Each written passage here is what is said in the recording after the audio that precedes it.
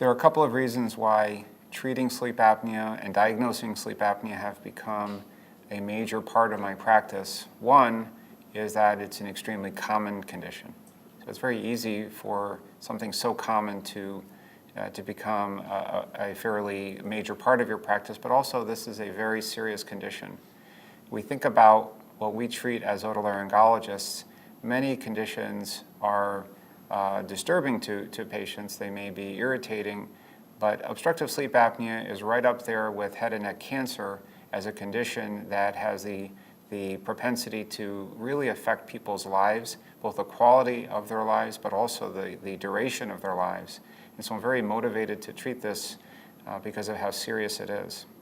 The other part of the answer to why this has become so big in my practice is that in 2017 and 2018, I became trained in performing something called the Inspire procedure.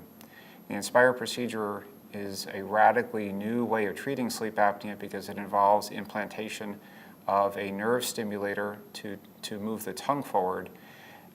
Because I am one of only a few in Arizona that is trained to perform this procedure, I have found patients coming to see me from all over the valley and in some cases all over the state, making this a very large part of my practice.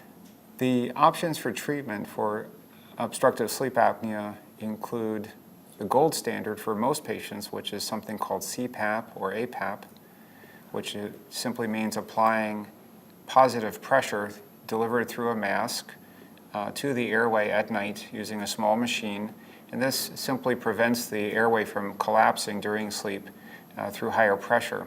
Other options include devices that we refer to as oral appliances, which are worn in the mouth and made by dentists, because these devices pull the mandible, which is the lower jaw, forward, opening the airway in the back of the throat.